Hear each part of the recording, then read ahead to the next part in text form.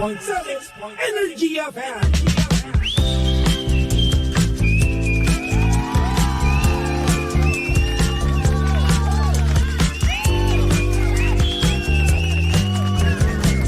Same pero iba. 106.7 Energy FM Pangga. Huwag mo sabihing radyo, sabihin mo. Good morning Luzon, Visayas at Mindanao, Metro and Mega Manila. At syempre good morning din sa napakaganda, napaka-sexy DJ Lindsay. Good morning! Good morning, baby Toby! Alam mo ba, ramdam ko na pagiging limot-limot ko ngayon. Bakit? Dapat kasi magdadala ako ng hoodie ko ngayon eh. Tapos? Kasi nga naman etong damit ko, tingnan mo hindi ka aya-aya tignan, di ba? Naman, okay lang. Okay naman siya, oo. Pero syempre, tingnan mo naman, yung tatak naman, girl. Bakit ano ba yan? Oo. Tingnan mo yung tatak. Oh, Hindi ko makita. wala na. Okay lang yan. Ang importante may damit. Hindi Sayang yung nakahubad. Okay lang yan. Pero gusto mo nakaubad ako. Para Hoy, makita niyo yung abs bakit? ko. Hoy, hindi ka magiging mahalay for today's video. Pero yun na nga, no? Dapat kasi, iniisip ko na kanina, yung hoodie ko na dadalhin ko. Yung white ba yun? Hindi, yung black naman. Ay, yung black naman. Okay. Dapat dadalhin ko siya, susutin ko siya during live. Kaso ayun, nung paalis na ako ng apartment, ang nangyari, nakakalimutan ko naman. Ano pa kaya yung makakalimutan mo next time? Love life ko. Pero yun na nga, iniisip ko nung pagkaalis ko, parang ramdam ko sa sarili ko, may nakalimutan ako eh. Oo, something's missing. Diba? Parang may mali, parang may iba, parang meron dapat akong dadalhin pero hindi ko nadala. Oh. Alam mo, naalala ko na lang yun, andito na ako sa station. It happens naman talaga, baby Toby, kapag halimbawa, nagka-cramp ka, nagmamadali ka. Kaya alam mo, pinakaayo ko sa lahat yung nagmamadali. Yung Yun nga eh. minamadali ako. Nakakainis, di ba? Oo. Ang dami mong pwede pang dalhin, no? Nasa isip mo na may dadalhin ka, pero ayun, nakakalimutan mo dahil nga naman nagmamadali ka. Kaya alam mo, halimbawa, may kailangan akong very, very important na kailangan puntahan. Siguro mga 3 hours yung preparation ko. 3 hours naman. Oo, kasi kasama na doon yung money moment. Sabagay. Oo, yung habang Oo. nagpapatuyo ka ng katawan mo, nagsiselfone ka, ganyan. Pasok na lahat yun doon. Yun, 3 hours. 3 hours talaga. Ako naman, siguro 2 hours. 2 hours ang prep mo. Kasama na doon yung mga pagsiselfone mo, Oo naman, minsan sumusobra pa ako sa 2 hours. Oh. Kaya minsan palagi ako late. Ay, wag naman gano'n. Oh, hindi, late akong kumilos. Oo. Ibig kong sabihin, no? Pero hindi po ako na-late, ha? Huwag po kayo man-jump. Uy, ako na lang mag-tell. Huwag kami nakikinig yung mga HR natin dito. Hello, good morning po sa mga opisinang nakikinig po sa atin. Oy, kamusta naman ang umaga mo so far, Lindsay? So far, maayos naman. Peaceful naman ang umaga Peaceful. ko. Ayan, maayos naman. Ako naman, medyo hindi yung peaceful yung yung tulog ko kagabi. Bakit? Ano na naman nangyari Ayun sa na tulog mo? naman. My goodness ka talaga. Bukod sa pagising-gising na naman ako, no? Namamatay-matay pa yung kuryente ko kagabi. Bakit? Magbayad ka kasi. Oy, nagbayad naman ako. O, ba't namamatay-matay? Hindi ko alam kung ano nangyayari pero lately nangyayari yun eh. Yung tipong Fluctuate yung Oo, power? siguro ganun nangyayari. Lately kasi pagkagising ko, hindi ko mabuksan yung yung ilaw ko. So ang ginagawa ko, pinapatay ko muna dun sa fuse tas binubuksan ko. Okay. So hindi ko alam kung ano nangyayari doon pero kagabi ang nangyari, namatay yung electric fan ko. Okay. So init na init ako. Diyos ko. Baka may nagpatay. Wag naman ganyan, ikaw naman no. Alam mo, takot ako ha. Alam ko, hindi, pero sa mga kapitbahay mo ba, dun sa mga kadorm mo or kasama mo sa apartment, I mean sa ibang pinto, ganun din ba? Hindi ko alam eh, hindi kami nagpapansinan doon eh. Hindi, tanong-tanong ka din. Nahiya ako, introvert nga ako, di ba? Ano ba yan? Hoy, ilugar mo naman yung pagiging introvert mo, mamaya hindi ka nabibigyan ng ng equal na or fair na service ng landlord mo. Ay, hindi So, naman, walang may equal tanong naman yun. doon. Ay nako, pinapaboran niya ako doon eh. Just. Pero yun na nga. So ngayon, hindi ko sila nakakausap. So hindi ko alam kung anong nangyayari din sa kanila yon o hindi. Tanong ka din? Nahihiya nga ako eh. Tanong ko na kaya. Pre, tanong ko lang, kagabi ba? Ganon. Nahihiya. Ano ba yan, baby Alam mo Toby? ba? Baby Toby, nahihiya? Ba syempre, pag Grabe nandun naman ako sa apartment ko, si Andro ko. Kahit na, kailangan yan sa buhay. Takot ako eh. Alam mo, ikaw susoplak kita minsan. Alam mo, Nailimot umorder ako nga sa'yo lang. eh. Oh. Umorder nga lang ako sa isang restaurant. Natatakot nga ako eh, yung Ano ba pakaya. yan, Toby? Natatakot sa pag-order. Ako ang kapal kasi ng mukha ko eh. Promise. Lahat Wala eh, tinatanong ganun ko. talaga eh. Paano mo nasabing makapal yung mukha mo?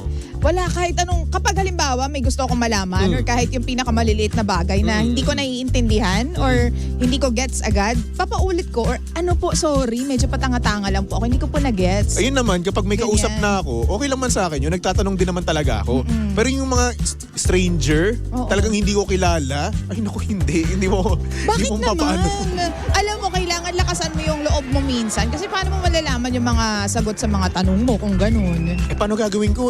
Takot ako. Pero minsan din naman, hinaharap ko rin naman yung mga ganun. Oo. Like for example, kapag no choice na talaga ako, no, kinakausap ko rin naman talaga. Like for example, ganito yung sinasabi ko, paano ito yung ganito, ganyan, ganun. Tulad niyan, magbabayad ka ng buo dun sa kuryente mo pero yung kuryente mo papatay-patay. Nasaan ang fairness doon? Paano kung pa yan, magtumuloy-tuloy pa yan every night? Alam mo, ganito na lang gagawin ko. Tatanungin ko na lang yan sa lady ko kung bakit nangyayari yung ganun or normal lang ba talaga yun. Kasi baka rin mamaya, medyo delikado rin naman. Usapang kuryente, di ba? Totoo. So, ang mangyari, kapag nawalan ng kuryente, di ba, nag-fluctuate ulit, no? Baka mamaya may sumabog akong appliances. Kaya nga.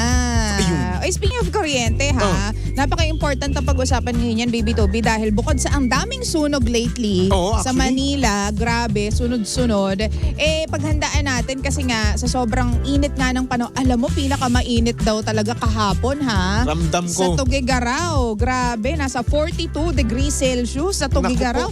Grabe, alam mo, sobrang hindi ko talaga kaya yung init kahapon, yung mga tanghali, mga alas, di ba, ang uwi ko mga alas 12 na Grabe, ang hapdi sa ang Alam mo, hapdi sa skian. Eto, lumabas ako kahapon. Pumunta ako ng drugstore, Oo. 'di ba? Tapos nag-withdraw din ako.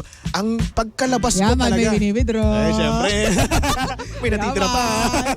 Tapos, Ayun na nga, pagkalabas ko mismo, no, talagang ramdam ko yung init. As Oo. in, ang sakit sa balat, ang sakit din sa mata. oo, totoo. Especially sa matang part. Sa Kaya mata. naman kung meron kayong sunglasses, no, wear them. Kasi Oo. iba talaga yung init talaga kahapon. Yung mga bandang yun na yun Alas 4 pero mainit pa rin. Seryoso ba? Oo, ang init-init talaga. Hindi ko kinakaya. Alam mo yung aircon namin, hindi na ako magtataka kung mag-shoot up ulit yung yung kuryente, yung Yun bill ko nga sa kuryente. Kasi ilan lang kami sa bahay, 2, 3, minsan 2 lang kami ni Romel. Alam mo yung kuryente ko nasa 4,000. Last month 4,000. 4,000. Nakakaloka. So hindi ako nagtataka kung ngayong buwan na to mag 6,000 ako. Grabe! Ano meron kayo? Hindi, yung aircon sobrang init kasi hindi ko talaga kaya. Sa bagay, oo. Mainit nga naman talaga imagine ngayon. mo yung uwi ko. Kataasan ng araw nun, alas 12, alauna Actually. Diba? Alam mo, buti na lang talaga sa akin, no? Late na ako umuuwi ngayon, ha? Yun nga. Kasi syempre, andito lang ako sa opisina, di ba? Oo. Pag alas 5, medyo hindi na ganun kainit. Mainit pa man, oo. Pero hindi na katulad ng mga tanghali. Kasi once sa tanghali na ako umuwi, Oo. ay nako, sinasabi ko talaga, para akong nasa oven. Ganun kainit. Good for you. Alam mo, may time nga minsan na kapag pupunta ako ng Pebbles, di syempre, hanap ka ng parking, tapos Oo. tatawid ka. Malapit lang naman yung parking, as in kaharap lang ng Pebbles. Pero yung effort mo na paakyat, kasi ang init, Diba? minsan nagkakasakit ako kapag may mga ganun Ayun akong na nga ganap. Yung tanghaling tapat, tas pagpasok mo, lamig sa Pebbles, ganyan. Di ba? Parang magkakasakit talaga. Ubo, sipon, lagnat. Ay, nako. Kaya naman siguro madami tayong mga panggadya na nagbabalak na naman pumunta ng Baguio. Pero sa Baguio din siguro, although malamig talaga Malamig, sa Baguio, oo. siguro Kasi may mataas siya touch na din ng init. Of Diba? course. Pero Oo. syempre, mas pipiliin pa rin ng mga tao yung malamig din kahit mainit, di ba? Oo. Oo. So ako, pumunta na naman akong Baguio. Hoy! Ba't nagpapalamig lang naman ako, Nako, pwede ka rin pumunta ng Tagaytay. Sawa na ako sa Tagaytay. Alam mo, Pwede kang pumunta ng mall. Malamig doon. maganda Manood ka ng sa Baguio. sine.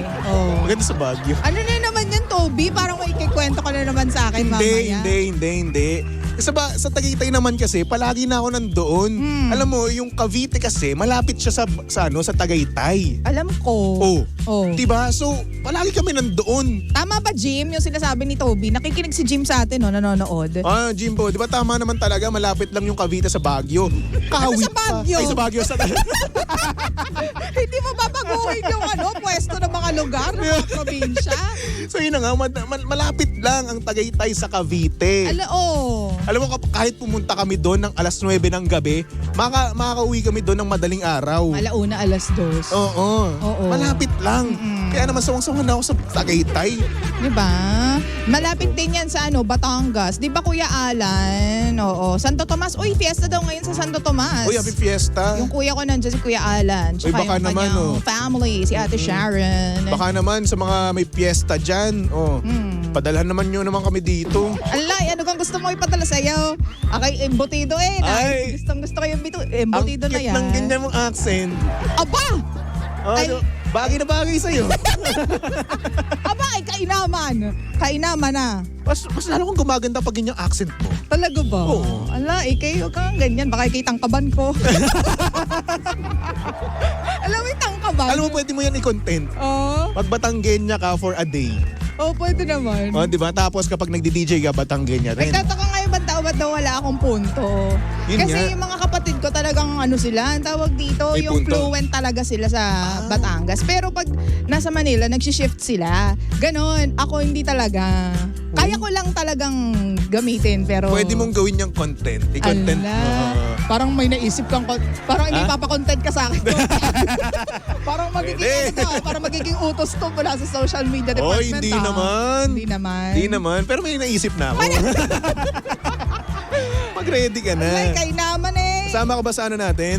Kasama ka ba sa outing? Bakit? Pwede bang hindi? Parang hindi naman pwede. Alam ba? Ay, yung... Sa hot spring ba yun? Hindi ko alam. Ayun. Depende. depende. Because we have, our endorsements. Oo nga. Yeah. Kasi kayo, mayayaman kasi kayo. Ano mayayaman? Endorsement kayo. Oh. Ala, ikay nga tumigil dyan. Baka ikay hindi ko ilibre. Ay, speaking of libre, nasa na nga pala yung birthday libre mo sa akin. Ano Oh, na? Anyari na doon? I forgot. So, alright, later? Ganyan? Grabe naman. Later nga, or Later. tomorrow. Or Tomorrow. ano ba? Friday na lang. Parang kahapon sinabi mo rin yan. Friday nga. O bukas nga, Friday. Friday na ba bukas? Bay, oo naman. Oh, 8. Ala, eh. Oy, 8 na pala bukas. Kain na. Sahod day, par. Sahod day, sakto. Yan lang hinihintay mo pala. Nakakaloka ka. Sahod day kasi wala na akong pera ngayon. Ay nako, Toby. Alam mo ba, pera ko na lang ngayon sa GCash? Mm. Ang pera ko na lang doon is 144.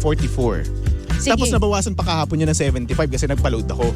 So 144 minus 75 is May kakainin ka pa ba mamaya? mamaya. Oo. Meron pa naman. Oh, sige, libre sana kita eh. Ay hindi. Meron ka palang kakainin. Hindi, Di bukas wag na, bukas na. Bukas na. Bukas na para may sahod. Tapos libre mo ako sa mahal na restaurant. Bakit mahal na restaurant? Nakakaloka syempre. naman to, kailangan mo pa mag-demand. Siyempre, special eh, ako eh. Tumigil dyan, baka ikay napaka nito eh. Huwag mo na akong ganyang accent. Nakakatakot ka eh. Kaya mo rin naman Caviteño ah. Almost Actually, same lang naman yung Cavite at Batangas sa accent, sa Hindi ko nga alam eh. regional accent or dialect. Actually, hindi ko talaga alam kung paano yung Caviteño na accent. Basta kung ano lang yung pag pananalita ko dito ngayon, eto na yung pagsasalita ko. Iniisip ko kasi yung father side ko, 'di ba? Cavite 'yun eh. Iniisip ko at parang sa memory kung paano magsalita yung sinanay eh. Yung nanay ng tatay ko. Pero may alam akong Chabacano na O sentence. sige nga. Chabacano ng Cavite ha.